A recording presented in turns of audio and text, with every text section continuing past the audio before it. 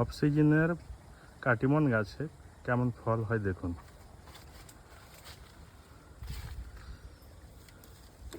ফলের সাইজ দেখুন কত বড় হয়েছে, নর্মাল সময়ের থেকে কিন্তু অনেক বড় সাইজ। দেখুন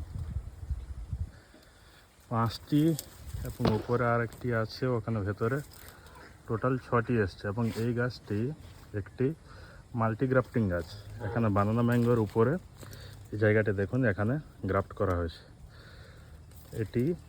এর মাদার গাছ হচ্ছে বানানা ম্যাঙ্গো, তারপরে এখানে কাটিমনের গ্রাফটিং, এবং এই বছরই প্রথম ফলন এসছে, সেটিও অফ সিজনের ফলন।